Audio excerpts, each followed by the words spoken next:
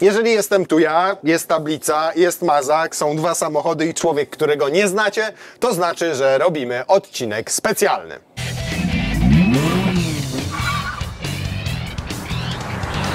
Dzień dobry, Adrian. Cześć. Zgłosił się do odcinka Audi Challenge, który ma polegać na porównaniu samochodu z silnikiem hybrydowym, z napędem hybrydowym typu plug-in i z dieslem. Bo Adrian na co dzień jeździsz czymś takim, w sensie nie Q7, ale dieslem jeździsz. Zgadza się. Też jakby z tej samej marki, ten sam koncern, aczkolwiek no kilka klas niżej, bo A4, 2-litrowym dieslem, więc no jest różnica. Ale jeździsz dieslem, Bo mam daleko do pracy. Jak daleko? 40 km w jedną stronę. Czyli 80 w obie. To wcale nie jest daleko, to jest dokładnie tyle, ile ja mam do Warszawy, jak muszę pojechać gdzieś w okolice Mokotowa. A często jeździsz na Okęcie, tak? Tak, Bo tylko na Okęciu co robisz? Jestem instruktorem ochroniarstwa cywilnego, więc to jest tam praktycznie codziennie, tak? Prowadzę szkolenia dla wszystkich pracowników, którzy mają jakoś do czynienia ze strefą zastrzeżoną lotniska. Który to twój diesel? 4. będzie już. Z rzędu, tak? Tak, tak. Rozumiem. Ile pali? Przy tej trasie do pracy to będzie około 5 litrów. No tylko masz mniejsze auto. Gdybyś miał tak, Q7, tak. to mielibyśmy raczej podwoić, musielibyśmy Zgadza ten się. wynik, mielibyśmy 9-10 litrów, ale nie o to chodzi.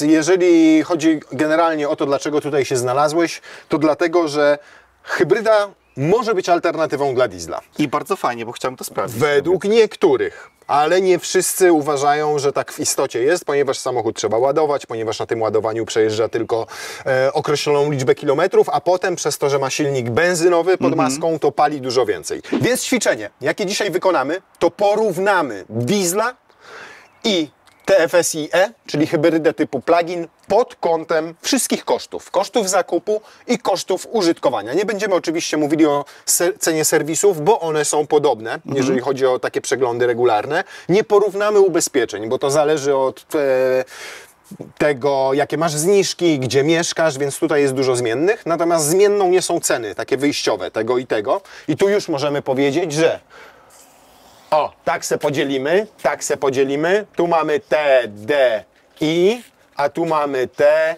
F, S, I, E. Wiesz, ile kosztuje TDI? Nauczyłeś się cenika? Tak, 660 tysięcy? Nie, 620. Ale to w tej wersji. My mówimy o wersjach okej. takich SOT, więc To 50, bo tu trzeba dopisać. 50 TDI kosztuje wyjściowo 372 tysiące złotych. To ile twoim zdaniem może kosztować hybryda?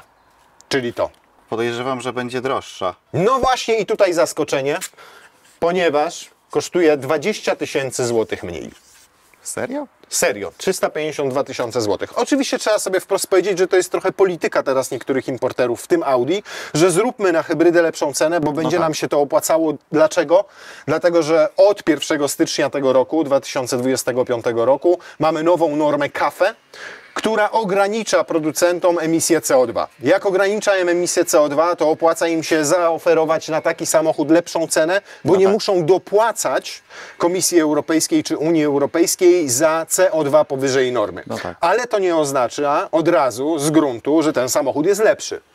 Bo co musimy porównać? Przede wszystkim zużycie paliwa. Wiadomo, że diesel jest ekonomicznym rozwiązaniem na trasę, ale tak jak powiedziałeś, ty codziennie robisz tak naprawdę te 80 km, a większość ludzi jeździ wokół komina. Statystyki GUS mówią jasno. Średni przebieg przeciętnego Polaka dzienny to jest 50 km, ale my zakładamy 80 i to jest fajny dystans z jeszcze jednego względu.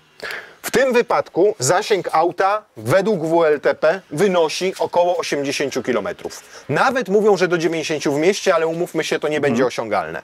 Jak pojedziemy w trasę, a ty przecież mieszkasz w Błoniu, więc pokonujesz podobną trasę jak ja na Okęcie. Dokładnie. Jeździmy ekspresówką albo jeździmy autostradą, więc zobaczymy, jaki będzie realny zasięg tutaj, tylko na prądzie, kiedy rozładuje nam się akumulator, ile paliwa wtedy spali. Super. Potem pojedziemy sobie tym czerwonym egzemplarzem i sobie sprawdzimy, jakie będzie miał zużycie na tym samym dystansie diesel, ile nas to kosztuje. No do tego dołożymy sobie później, sprawdzimy zużycie paliwa po rozładowaniu akumulatora. Będziemy wiedzieli mniej więcej, ile w trasie będzie nam palił ten samochód, jak pojedziemy na wakacje, jak pojedziemy w weekend, albo jak pojedziesz szkolić na lotnisko w Poznaniu, gdzie masz ponad 300 km i umówmy się, że będziesz korzystał głównie z silnika spalinowego. Tak. Natomiast teraz chciałbym, żebyśmy jeszcze powiedzieli o dwóch rzeczach. Bo to auto ma pewne zalety, ale ma też pewne wady, wynikające poniekąd z tych zalet. Po pierwsze, pamiętasz TDI ile ma koni? 300 coś. Nie. Nie, 260. 286 koni Okej. i 600 Nm, czyli układ MHEV już jest tutaj oparty na 408V instalacji elektrycznej, 286 koni, 600 N, przyspieszenie do setki 6.1, Wow. oczywiście quattro, stałe, oczywiście skrzynia Tiptronic, czyli tradycyjny 8-biegowy automat. Tutaj mamy podobne quattro. Audi rozwiązuje w ten sposób układ hybrydowy, żeby zawsze, niezależnie czy jedziemy w trybie elektrycznym, czy jedziemy w trybie spalinowym, żeby samochód miał stałe quattro. W tym wypadku stałe, w innych może być ultra. Czyli oznacza to, że mamy silnik spalinowy, zanim silnik elektryczny, potem skrzynię biegów. Ze skrzyni biegów wszystko idzie nam na 4 koła. Dlaczego o tym mówię? Bo czasami są takie pluginy, które mają z przodu silnik spalinowy, a z tyłu silnik elektryczny, ale wtedy ten napęd na 4 koła nie jest tak sprawny, tak skuteczny. Wszystko ma oczywiście swoje wady i zalety, do tego za chwilę przejdziemy. Tutaj mamy 3-litrowy TFSI, który ma 340 koni, zanim silnik elektryczny, który jest naprawdę mocny, bo ma 177 koni i 460 N. Łączna moc w wersji 55 całego układu to 394 konie mechaniczne, 600 N, czyli dokładnie te newty tyle. Ten samochód jest tam o 0,4 sekundy szybszy do setki w trybie spalinowym. Na elektryce robi około 13 sekund, co jest bardzo dobrym rezultatem, biorąc pod uwagę jego masę, jego gabaryty i to, że pluginy zazwyczaj są dużo wolniejsze na elektryce niż samochody stricte elektryczne, więc jak na takiego elektryka 13 sekund do setki to naprawdę jest fajny wynik. Czyli można do setki na samym prądzie jakby. Możesz do 100-400 jechać nawet na samym prądzie. I to, co też się zmieniło i to odczujesz podczas jazdy, zresztą porozmawiamy sobie o tym w środku, jak już będziesz prowadził auto i będziemy jechali. Jeżeli chodzi o akumulator jeszcze, to akumulator ma 22 kWh, teoretycznie pozwala to na przejechanie tych 80 km według WLTP. 22 kWh netto. To co, jeżeli chodzi o techniczne rzeczy, to chyba tyle. Natomiast musimy jasno i otwarcie powiedzieć o pewnych wadach, jakie wynikają z zastosowania tutaj układu typu plug-in. I to są takie wady, które są jednocześnie zaletami w tym samochodzie. Bo pierwsza rzecz, dołożenie akumulatora silnika elektrycznego podniosło jego masę prawie 300 kg więcej niż to. Ale przez to, że musieliśmy gdzieś włożyć akumulator, to gdzie go włożyliśmy? Do bagażnika. Moglibyśmy go włożyć w podłogę przecież, bo niektórzy producenci tak robią. Mamy tutaj SUV-a, ale to by nam zdecydowanie pogorszyło balans samochodu. Mielibyśmy wtedy, nie wiem, 70% masy na przodzie.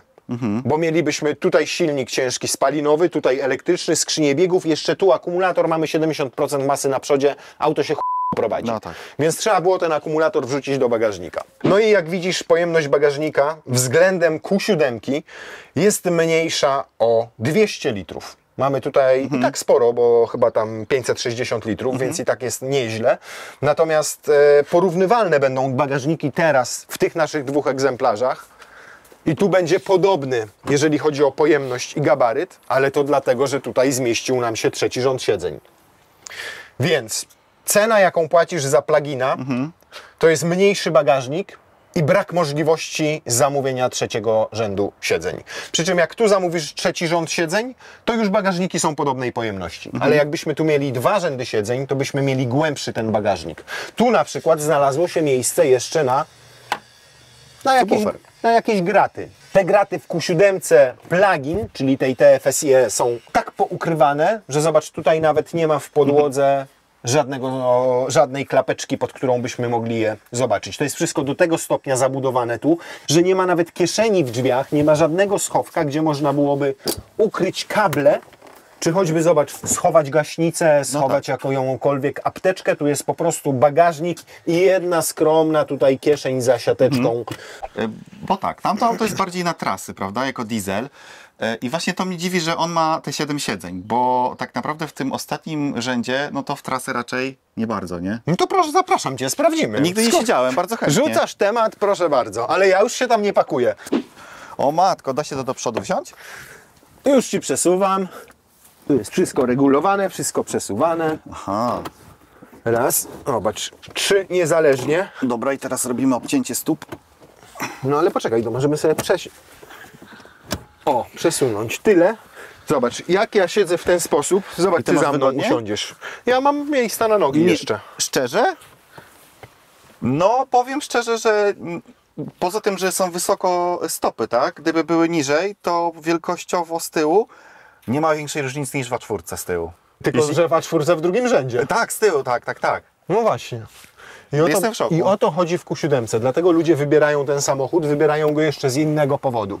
Zobacz, ile tam masz ISOFIX-ów. Wow, faktycznie. Raz, dwa, ale zobacz, co tutaj się dzieje. W środkowym też 3, jest. 4, 5. O matko, to już duża rodzina. A z przodu Więc też masz jest? Q7. Tu też z przodu jest. O jest. Mało tego, możesz mieć tutaj ISOFIX też, na tym fotelu łącznie 6 ISOFIXów.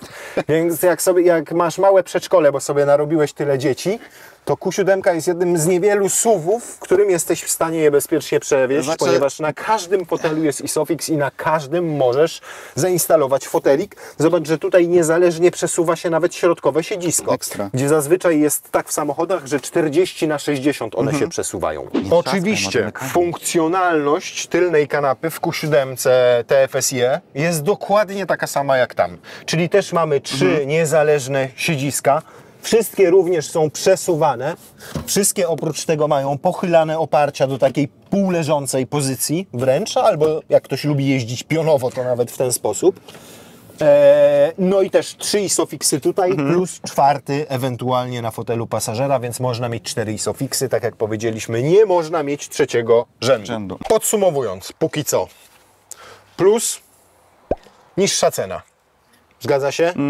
Drugi plus 80 km na prądzie. Ja napiszę do 80, nie wierzę, że w trasie tyle zrobimy. Moim zdaniem, jak wyjedziemy na autostradę ekspresówkę, to będzie 50-60. Masz panele u siebie? Zużycie energii większe? Nie. Ale są też minusy. 300 kg więcej. Masa. Masa jest zawsze wrogiem. Bagażnik mniejszy o 200 litrów albo o drugi rząd siedzeń. Tak? I jeszcze jedna rzecz, o której nie powiedzieliśmy wcześniej, mianowicie mniejszy jest też zbiornik paliwa. Przez to, że trzeba było z tyłu trochę to wszystko przekombinować, poprzekładać, to zamiast 85 litrów, tak jak tutaj, mamy 75 litrów bak. Nie jest tak mało.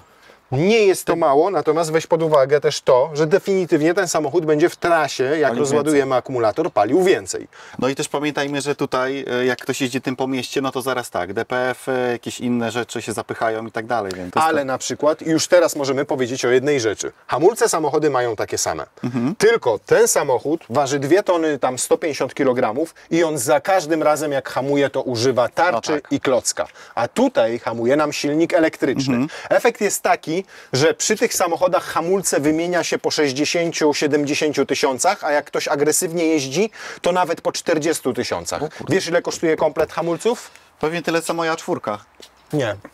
No nie, Znaczy, ale... bo to nie jest, nie, ceramika to nie jest, nie. 17 tysięcy A to nie, złotych. no to trochę Po mniej. 70 tysiącach przebiegu. A tutaj 150 tysięcy i jeszcze klocki i tarcze są całe, bo No 90% hamowań samochodu odbywa się przy pomocy generatora. Czyli możemy do plusów tutaj hamulce zaliczyć, tak? Bo one przetrwają spokojnie 150 tysięcy kilometrów, pod warunkiem też, że nie będziemy za każdym razem zero-jedynkowo hamowali. Natomiast diesel, jakie ma plusy? Większy bak, na pewno w trasie niższe zużycie paliwa, to już możemy powiedzieć, zobaczymy o ile niższe w praktyce. 7 miejsc większy bagażnik, tak? Natomiast minusy, wyższa cena, to jest raz. Co jeszcze? Hamulce. To co? Pana zapraszam za kierownicę, najpierw Jasne. TFSIe w drogę. Super, nie mogę się doczekać. I nie przeszkadza Wam, że mam potrójny zakaz prowadzenia pojazdu. Czyli tutaj jest Tiptronic, tak? Bo ja mam... 8-bygowy. Okej. Czyli jest normalnie sprzęgło hydrokinetyczne? Takie... Tylko teraz tak, mówiliśmy o tym rozwiązaniu, że Audi stosuje takie rozwiązanie, że masz silnik elektryczny, masz silnik spalinowy, przepraszam, elektryczny, za nim skrzynię biegów i to daje nam napęd na 4 koła, ale jednocześnie, ponieważ z elektryka musi przejść cała moc i moment przez skrzynię, to ta skrzynia zmienia biegi nawet w trybie elektrycznym. I to jest takie dziwne doznanie, bo jak jedziesz normalnym elektrykiem, albo jak jedziesz innym rozwiązaniem, takie jak stosują inni w lewo. Jak stosują inni producenci, to masz tak, że tam masz takie płynne przyspieszenie. Jakbyś miał elektryka tylko na jednej osi, to miałbyś na przykład samochód z napędem na tył, ale on by liniowo przyspieszał. A tutaj zobaczysz, że on zmienia biegi. Włączymy sobie efficiency. Właśnie.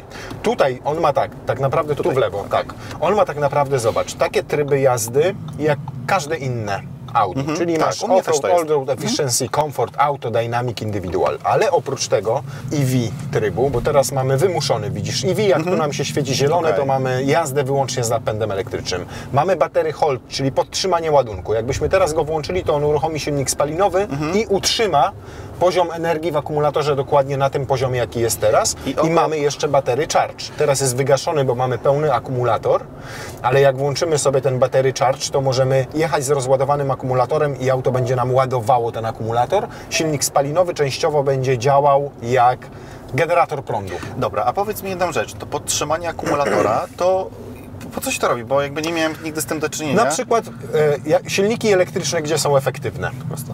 Tak, prosto.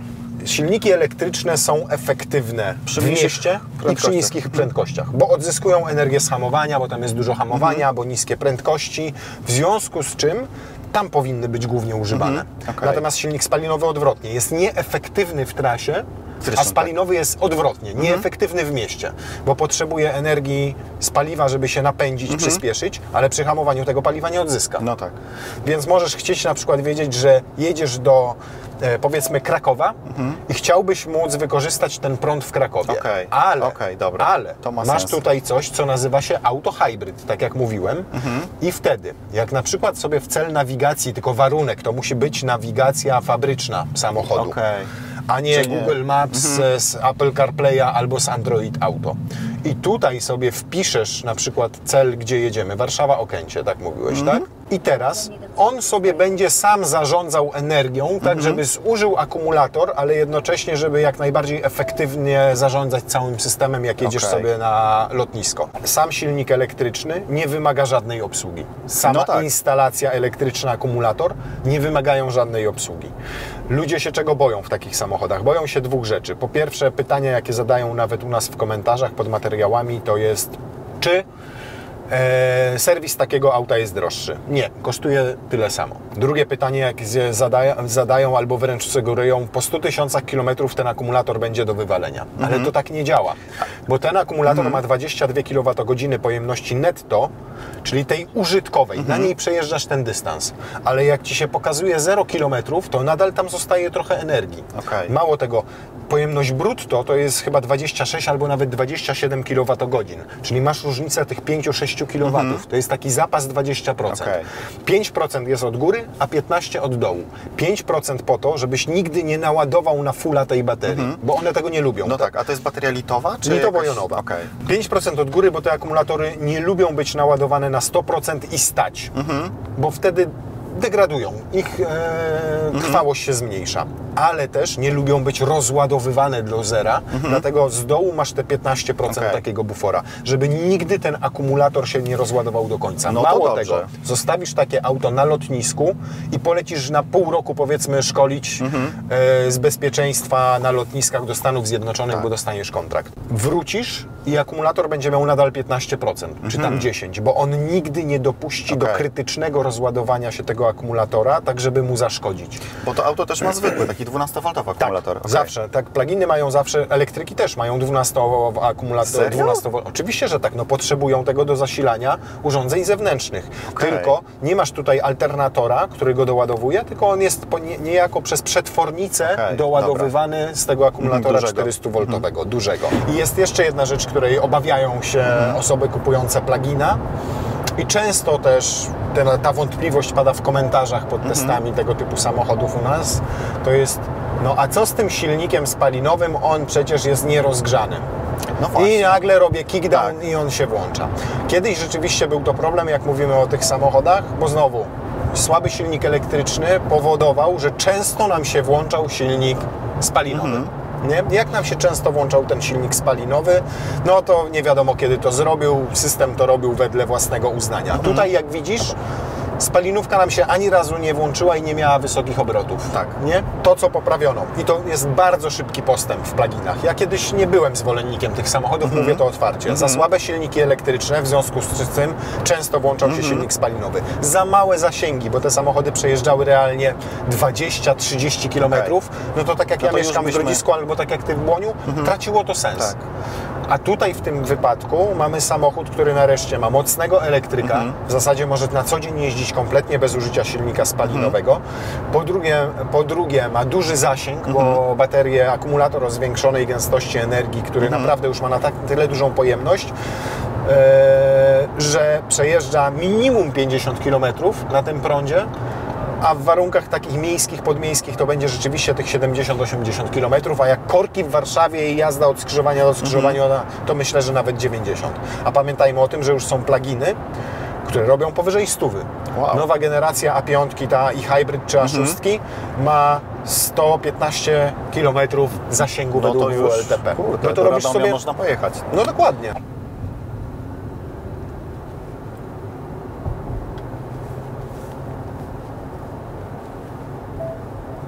No i przyjemna jest też jazda na samej elektryce, nie? Przez to, że nie ma tutaj werku tego silnika. Tak.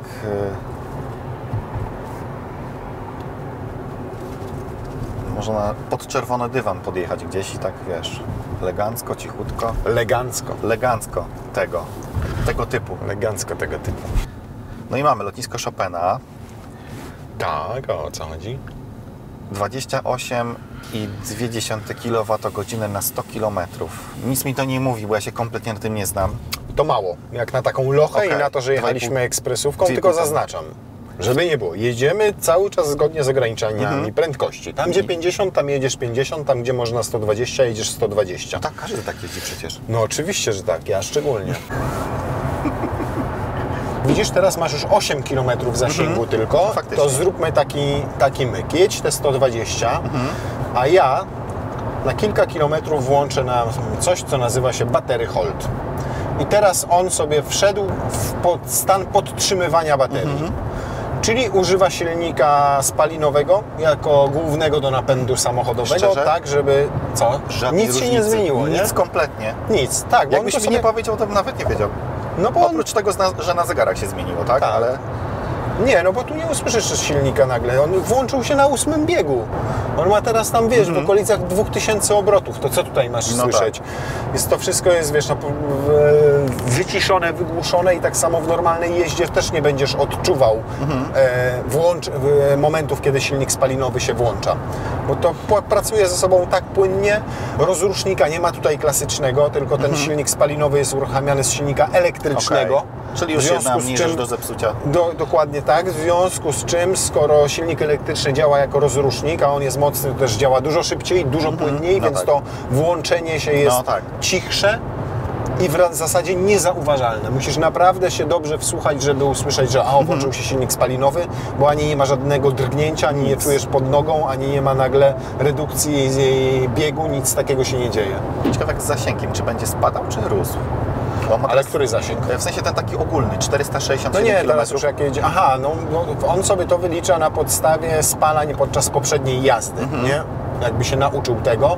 Teraz jakbyś jechał bardziej ekonomicznie, jedziemy teraz, mamy 11 średnie zużycie paliwa, to on sobie zacznie przeliczać. Na przykład za chwilę pokaże się 467, bo algorytm sobie policzył, że jednak ty jeździsz oszczędniej niż poprzedni kierowca. No tak widzę, spalanie na poziomie 11 jest teraz w samej I takie będzie. No prawie idealnie rozładowałeś. Zostało nam dosłownie 500 metrów i kilometr zasięgu na elektryce.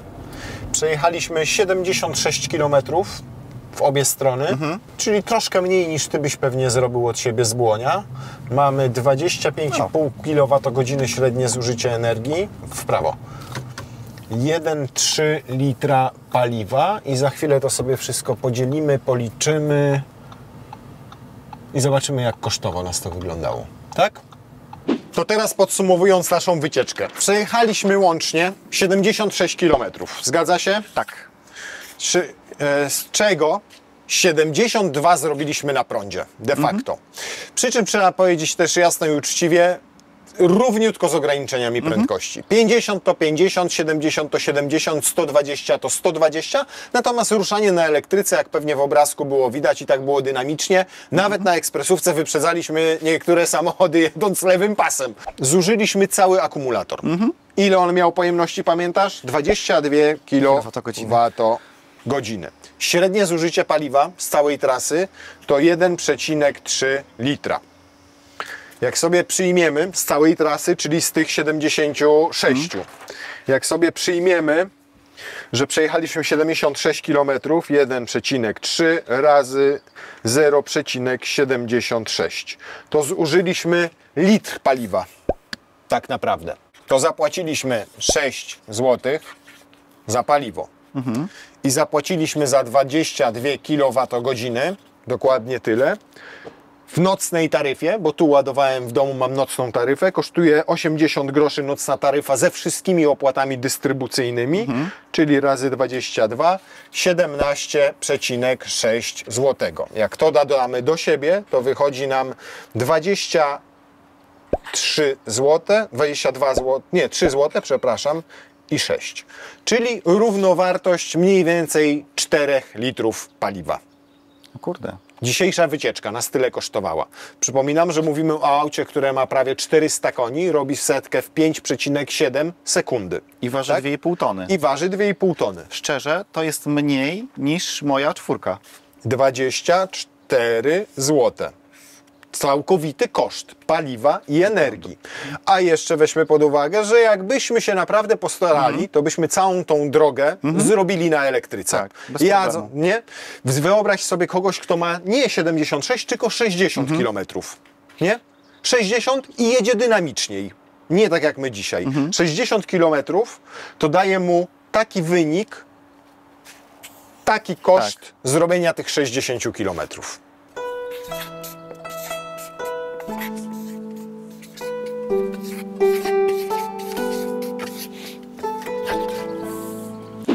Krótko. To jest w ogóle, nie będziemy ładowali plugina na ładowarkach gdziekolwiek w mieście, stali pod Lidlem 3 godziny, bo on ma 7,4. Nawet jeżeli 7,4 moc ładowania. Do tego nadają się tylko pluginy nowszej generacji, które już mają ładowanie prądem stałym, większe zasięgi. Ale i tak najbardziej ekonomiczne, najsensowniejsze rozwiązanie to jest tylko takie, że mamy garaż, albo mamy miejsce parkingowe, albo w pracy, wtyczka za każdym razem jak wracamy do domu, 3-4 godzinki jest po zawodach, albo sobie programujemy, zacznij mi od 22, bo wtedy będę miał najtaniej. 23. Dobra, zaokrąglimy to do 25 zł, Okay. tak? 25 zł dziennie, bo robisz 80 km i ty przejeżdżasz w ten sposób, mówiliśmy ile?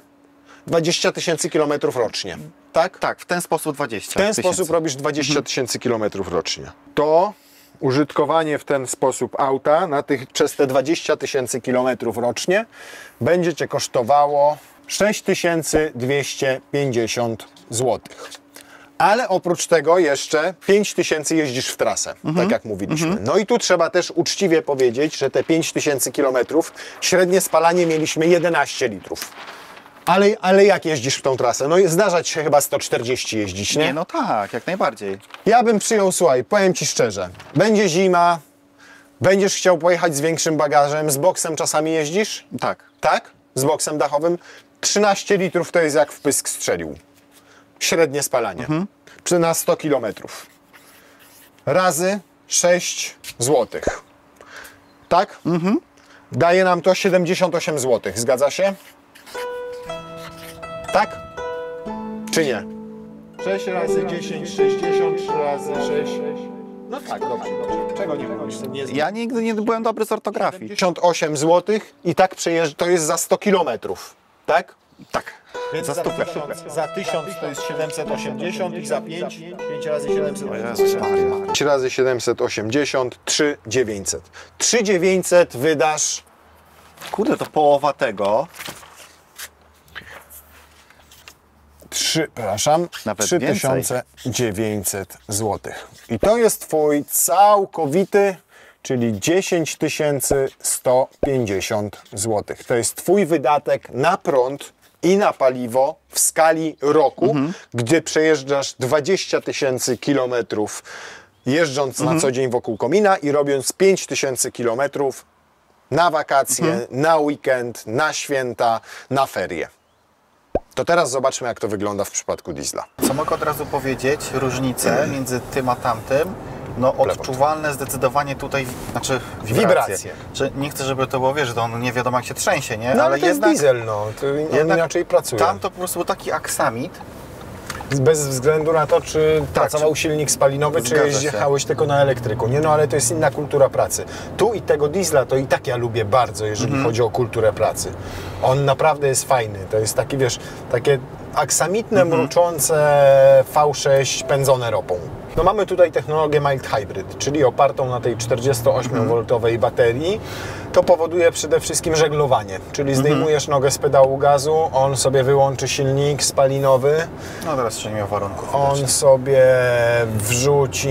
odłączy skrzynię biegów, będzie sobie żeglował, no i wtedy każde położenie nogi na pedale gazu oznacza drobną przerwę w dostarczeniu mocy i momentu na koła, bo zanim włączy silnik, zanim wepnie bieg, to chwila mija.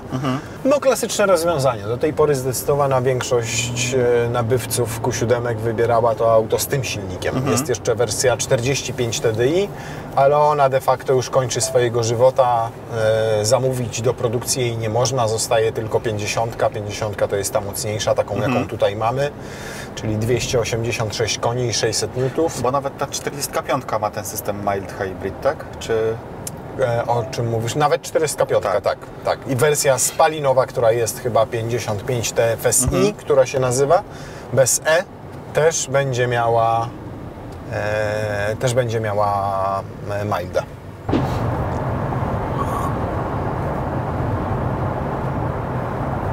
Ja to nie wiem, czy teraz nie powyłączać tego wszystkiego, bo tu nie ma o czym gadać.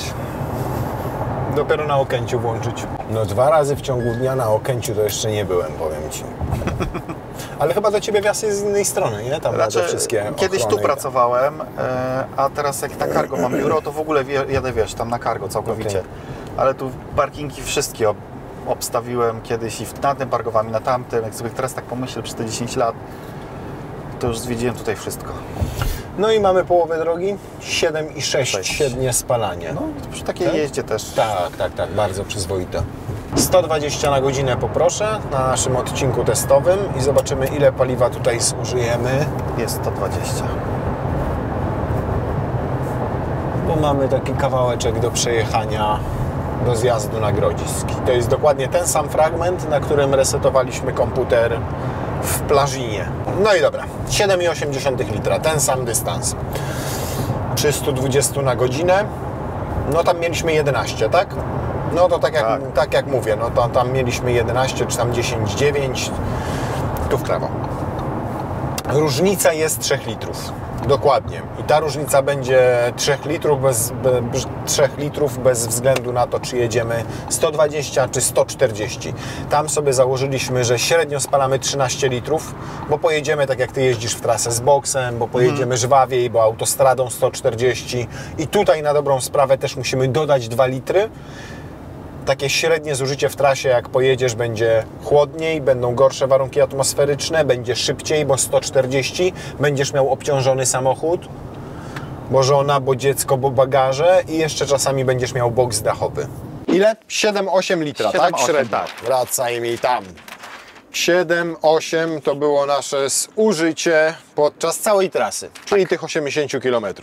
Jakbyśmy przyjęli, że mamy po 6 zł diesla, bo po tyle mamy, Tak jest. to nam wyjdzie, że 37,5 zł.